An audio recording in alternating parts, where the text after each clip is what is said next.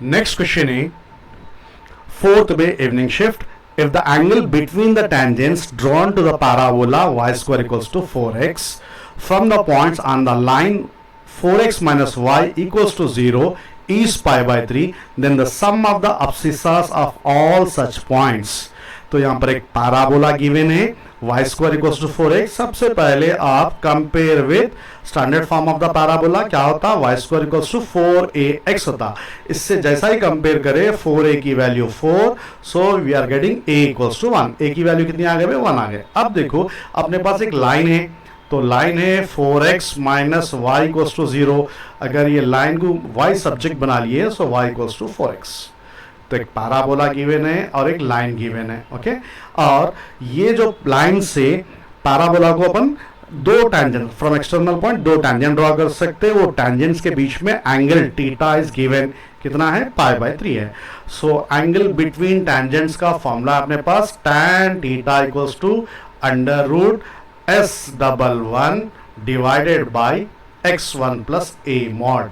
Angle between pair of tangents का formula है. किसका फॉर्मूला? ये angle between pair of tangents का फॉर्मूला है tan theta equals to under root S11 by x1 plus a. तो यहां पर tan थीटा की वैल्यू गिवन है. ओके, tan थीटा की वैल्यू गिवन है. क्वेश्चन क्या पूछा? इसको आप सिंप्लीफाई करने से x में क्वाड्रेटिक इक्वेशन आ रहा, sum of the abscissa of all such points means sum of the roots find out करना है. ओके, तो a की वैल्यू 1 है तो डिनोमिनेटर बना x1 plus a. tan theta tan 60 is root 3. S11 क्या होता है? ये पैराबोला को अपन स्टैंडर्ड फॉर्म को s से डिनोट करते. तो यहां से S11 का मतलब y के प्लस में y1 लिखना है. Okay, square minus 4x1. But from the second equation y1 की वैल्यू है 4x. अगर ये पूरे वैल्यूज में फॉर्मूले में सब्स्टिट्यूशन कर दूं, tan 60 is root 3 under root S11 y1 square minus 4x1. But y1 के प्लस में 4x1 लिखने से 4x1 whole square minus 4x1 whole divided by x1 plus 1. इसको आप क्रॉस मल्टीप्लाई कर लो और स्क्वायरिंग ऑन बोथ साइड करो. स्क्वायरिंग ऑन बोथ साइड जैसा ही कर रहे, रूट 3 का स्क्वायर इज 3 और x1 plus 1 whole square that is x1 square plus 2x1 plus 1 and this is 4 4 are 16x square minus 4x1. अगर क्वाड्रेटिक इक्वेशन बना लिए so 16x1 square is 16x1 square minus 3x1 square is 13x1 square minus 4x and 3 2s are minus 6x is minus 10x1 and 3 1s are 3 वहां पर जाके minus 3. तो ये क्या बना भाई? x में क्वाड्रेटिक इक्वेशन बना.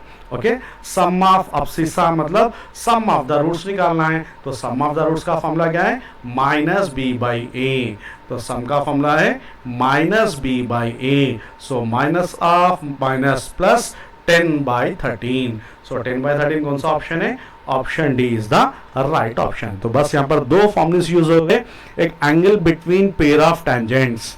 Angle between pair of tangent का फॉर्मूला क्या है? tan theta equals to under root S11 by mod x1 plus a. और यहां पर सम ऑफ द रूट्स, ये तो बेसिक्स है, गिवन पैराबोला से a निकालना है. लाइन की y की वैल्यू ये इन टर्म्स ऑफ x में इक्वेशन फाइंड आउट करना है ना, उसलिए अपन y के प्लस में x को रिप्लेस कर दिए. x में क्वाड्रेटिक इक्वेशन आ रहा, then sum of the roots minus b by a use कर लिए.